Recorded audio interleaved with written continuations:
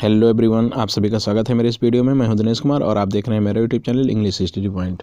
दोस्तों, आज मैं आपके लिए विलियम वर्ड्सवर्थ जी को लाया हूं और इस वीडियो में महत्वपूर्ण जानकारियां दूंगा इनके लाइफ से रिलेटेड। तो यदि आप विलियम वर्ड्सवर्थ जी को तैयार कर रहे हो, चाहे वो टीजीटी, पीजीटी या फिर एलटी या फिर नेट के लिए तैयार करना चाह रहे हो, तो निश्चित रूप से ये वीडियो आपके लिए ही। आपको वीडियो पूरा देखनी चाहिए, इसकी मत करिएगा वीडियो को। निश्चित रूप से बहुत ही महत्वपूर्ण जानकारियाँ मैं इसमें लाया हूँ, मेहनत से तैयार किया हूँ। तो चलिए दोस्तों, बिना किसी देरी के शुरू करते हैं अपने इस लेसन को। यहाँ से शुरू करते हैं। आपका जन्म, आपका यानी विलियम वर्ड्सवर्थ का जन्म 7 अप्रैल 1770 को हुआ था। नोट कर लीजिए, यदि आप नोट बनाना चाहते हैं तो नोट बना लीजिए, और यदि आप नोट बनाना नहीं चाहते हैं तो वीडियो को लगातार कई बार देखिए।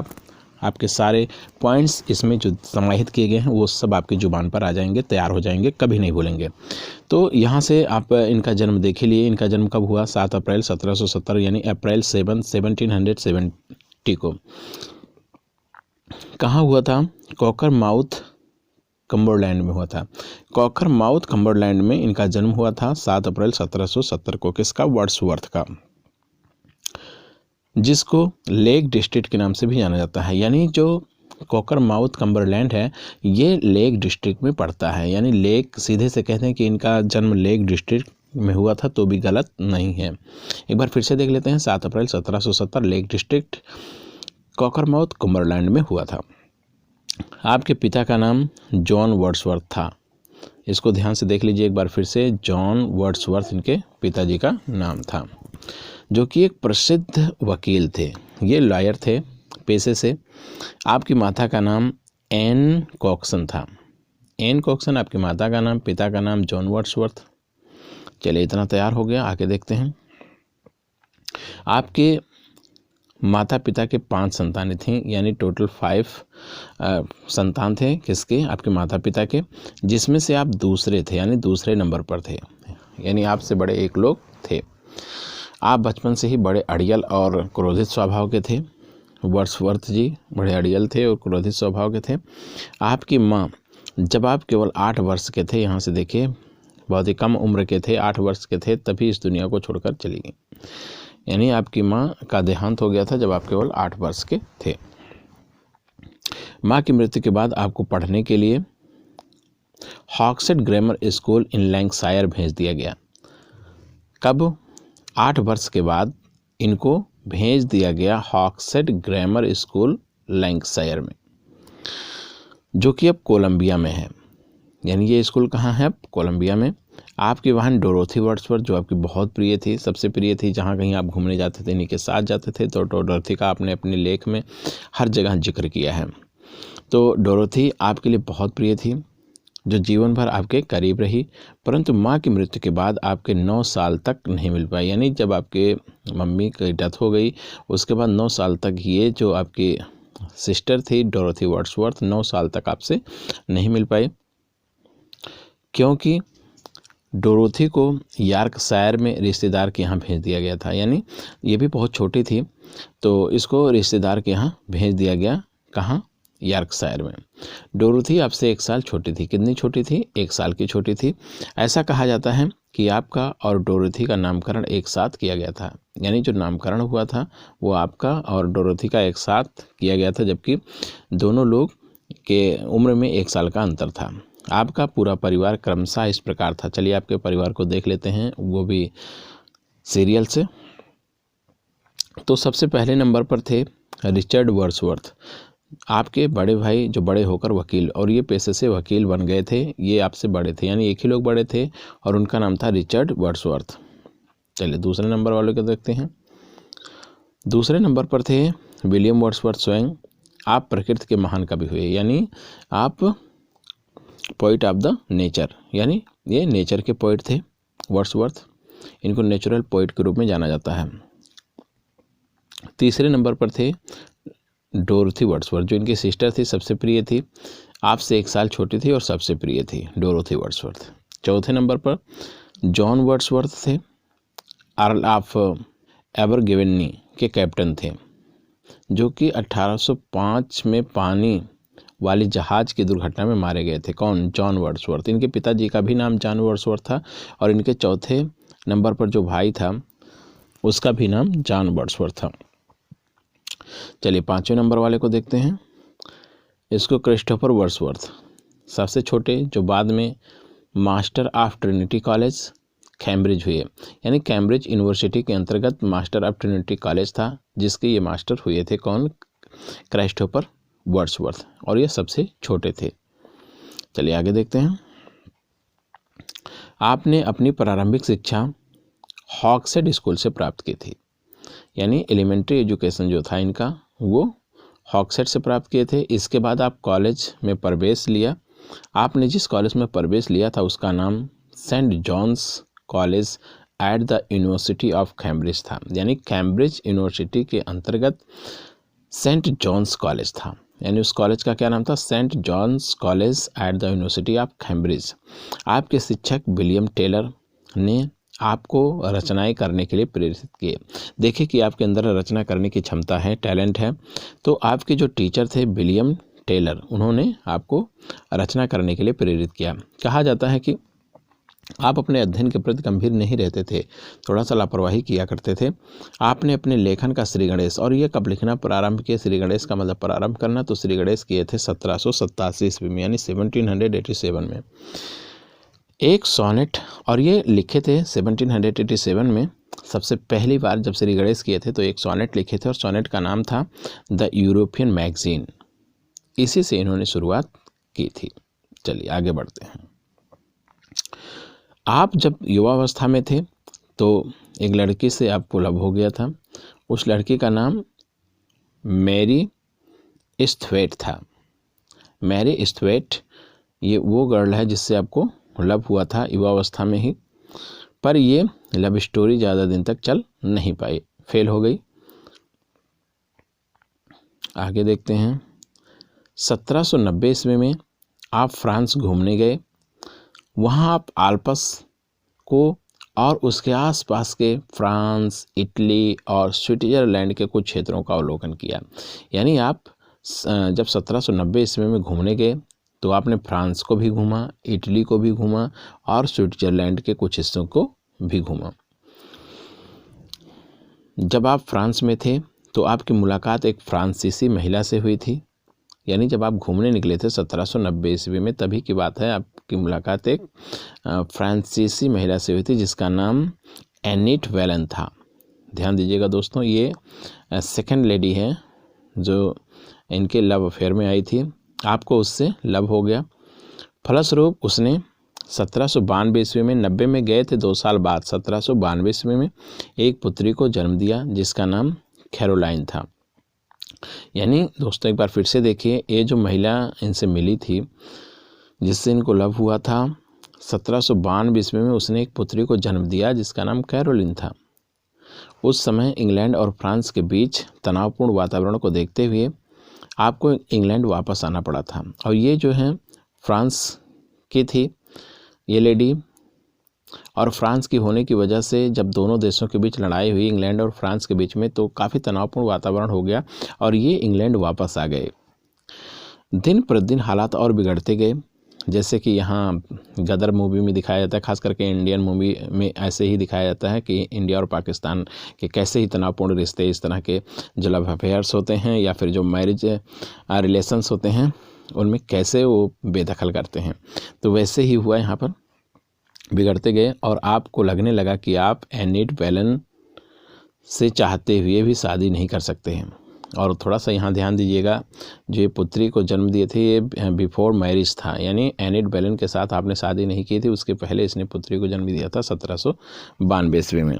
अभी तक शादी नहीं हो पाई है तनावपूर्ण वातावरण के चलते, चाहते हुए भी शादी नहीं कर सकते, लेकिन आप हमेशा उसकी मदद को तैयार रहे, लेकिन हमेशा ही एनिट वेलन के कांटेक्ट में रहे और हमेशा जितनी भी सहायता हो सकती थी करते रहे। दोनों देशों के बीच हालात बहुत बिगड़ गए और आप कुछ वर्षों तक एनिट वेलन से नहीं मिल सके, यानी परिस्थितियां बिल्कुल विपरीत थीं। जब एक बार दोनों देशों के बीच शांति कायम हुई तो आप फिर से उससे मिलने गए, यानी ऐसा हुआ कि बीच में शांति, तो फिर से ये मिलने के लिए गए, किससे? एनिट वेलन से। 1802 ईस्वी में आप अपने प्रिय बहन डोरोथी के साथ उससे मिलने गए थे। कब गए थे? 1802 ईस्वी आ गया, काफ़ी समय बीत गया। तब कैरोलाइन 9 वर्ष की हो चुकी थी। देखिए, यानी 9 वर्ष बाद कैरोलाइन का जन्म हो गया था और वो 9 वर्ष की हो चुकी थी। आप कैरोलाइन के साथ समुद्र के किनारे टहले। कैरोलाइन जो आपकी लड़की थी उसके साथ अब समुद्र के किनारे टहले और खुशी के कुछ पल बिताए।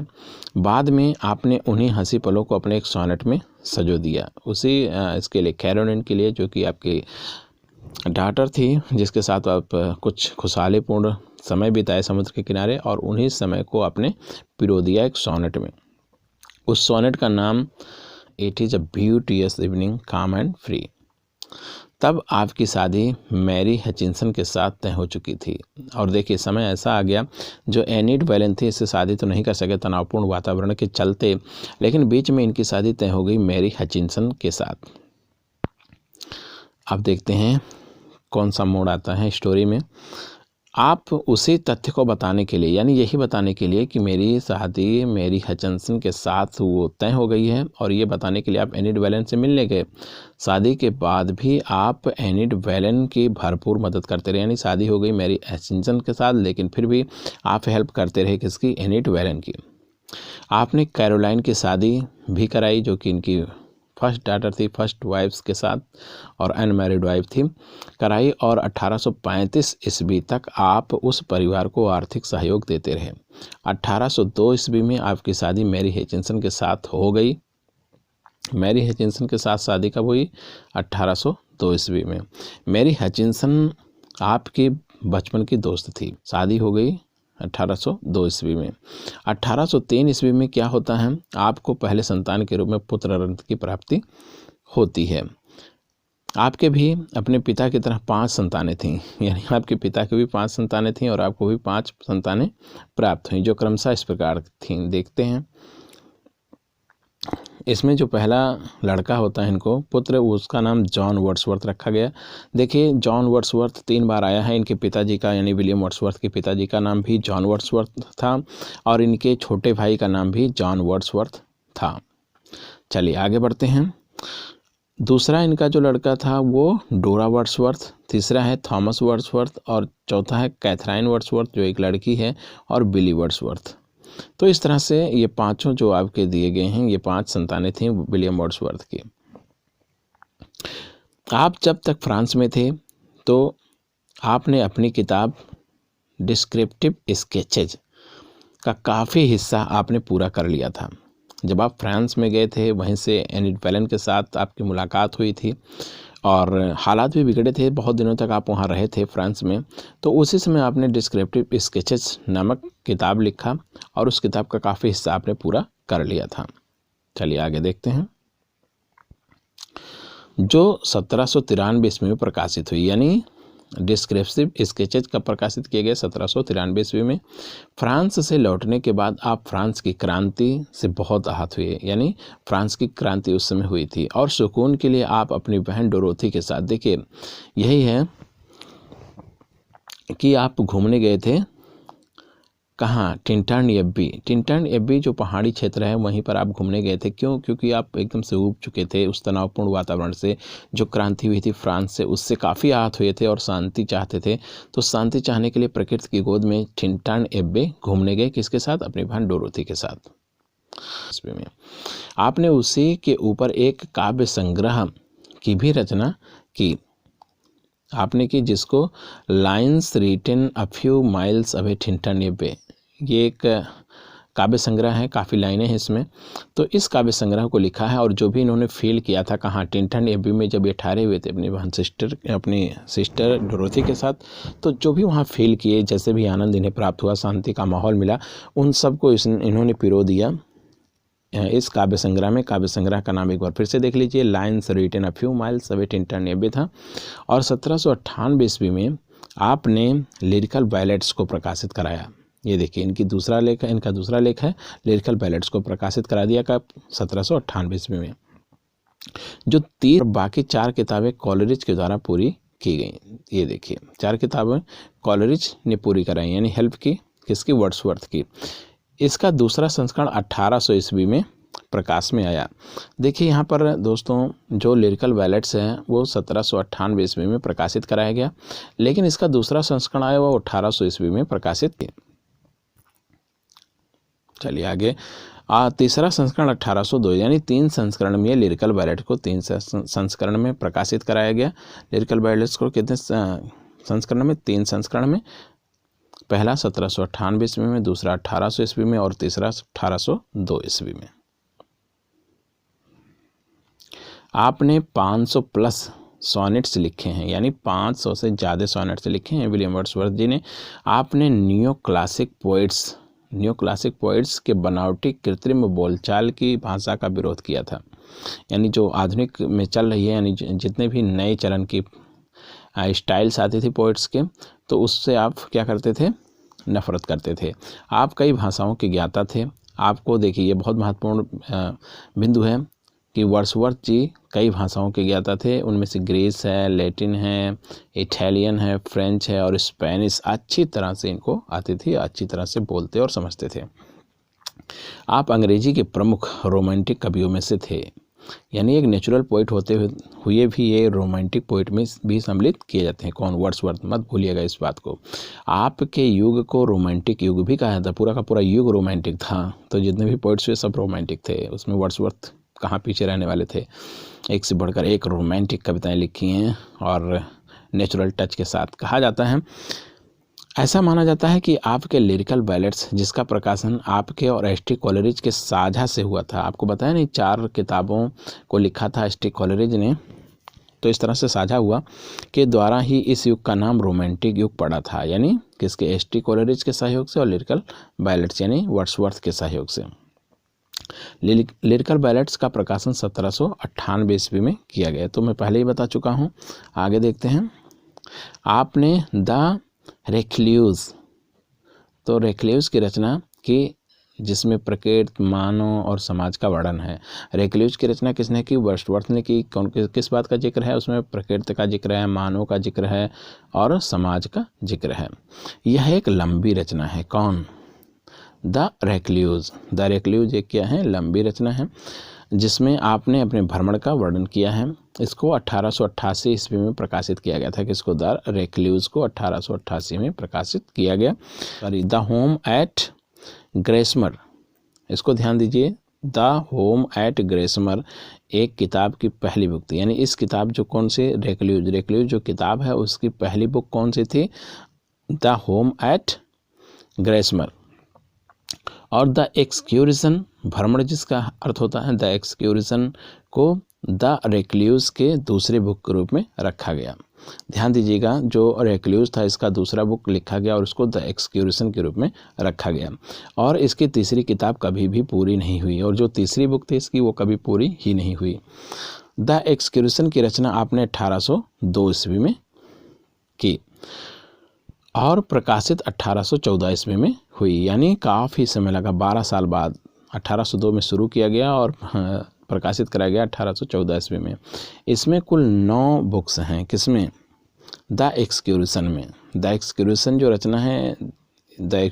रचना है इसमें कितनी किताबें हैं? 9 बुक्स हैं और ये प्रकाशित किया गया 1814 ईस्वी में और शुरू किया गया था 1802 ईस्वी में। यह रचना द रेक्ल्यूज का ही हिस्सा है, यानी इसी का हिस्सा है, दूसरा पार्ट है। 1805 ईस्वी में आपने द प्रेल्यूड समाप्त किया। द प्रेल्यूड की रचना आपने शुरू की थी और 1805 ईस्वी में आपने रेक्ल्यूड को समाप्त कर दिया था, जो कि 14 बुक्स में बटा हुआ है। काफ़ी लंबी लंबी रचनाएं इनकी हैं वर्ड्सवर्थ जी की। तो द प्रेल्यूड कितनी किताबों में बटा हुआ है? 14 बुक्स में। इसकी रचना आपने 1799 ईस्वी में शुरू किया था और पूरा किया था 1805 ईस्वी में। इसका प्रकाशन आपकी मृत्यु के पश्चात किया गया, यानी तो यहाँ पर जब द प्रेल्यूड जो रचना है वो पूरा हुआ 1805 ईस्वी में शुरू हुआ, 1799 में ही और प्रकाशित किया गया इनकी मृत्यु के पश्चात। आपको 1843 ईस्वी में ब्रिटेन का पोइट लॉरेट राज्य कवि बनाया गया। बहुत ही महत्वपूर्ण, सबसे महत्वपूर्ण यहाँ पर बिंदु है। 1843 ईस्वी में पोइट लॉरेट बनाया गया इंग्लैंड का आपको, यानी राज्य कवि हैं ये इंग्लैंड के वर्ड्सवर्थ जी, आपकी इच्छा राज्य कवि होने की नहीं थी, आप मरते दम तक ब्रिटेन के राज्य कवि रहे, यानी जब तक जिंदा रहे तब तक राज्य कवि आप ही रहे। अर्थात 1850 तक आपके पहले सदी ब्रिटेन के राज्य कवि थे, यानी रॉबर्ट सदी जो थे वो आपके यानी इंग्लैंड के राज्य कवि थे। लेकिन उसके बाद 1850 ईस्वी का जब सन आया तो विलियम वर्ड्सवर्थ को पोएट लॉरेट घोषित कर दिया गया इंग्लैंड का। आपकी मृत्यु 23 अप्रैल 1850 को हुई, यानी 23 अप्रैल 1850 ईस्वी को आपका क्या हो गया, देहावसान हो गया। 1850 को 23 अप्रैल को। उस समय आपकी उम्र 80 साल, काफ़ी उम्र के हो गए थे और काफ़ी लंबी लाइफ जिए थे। 80 वर्ष की अवस्था में आप एक्सपायर किए थे। आपको ग्रेसमर्स चर्चयार्ड में दफनाया गया। कहाँ दफनाया गया? ग्रेसमर्स चर्चयार्ड में ही दफना दिया गया आपको। तो दोस्तों इस तरह से विलियम वर्ड्सवर्थ से रिलेटेड जो भी जानकारी मेरे पास थी मैंने अच्छी तरीके से देने की कोशिश की। उम्मीद करता हूँ ये वीडियो आपको अच्छी लगी होगी, और अच्छी लगी है तो आप वीडियो को लाइक कर दीजिएगा, अपने दोस्तों में शेयर कर दीजिएगा, और अभी तक आपने मेरे चैनल को सब्सक्राइब नहीं किया है तो चैनल को सब्सक्राइब भी कर लीजिएगा। बगल में दिए हुए बेल आइकन को जरूर प्रेस करिएगा ताकि जैसे मैं नया वीडियो अपलोड करूं उसका नोटिफिकेशन आपके होम स्क्रीन पर तुरंत मिले। तो दोस्तों बस इस वीडियो में इतना ही, मिलते हैं नई वीडियो में नई जोश नई ऊर्जा के साथ। तब तक के लिए बाय बाय।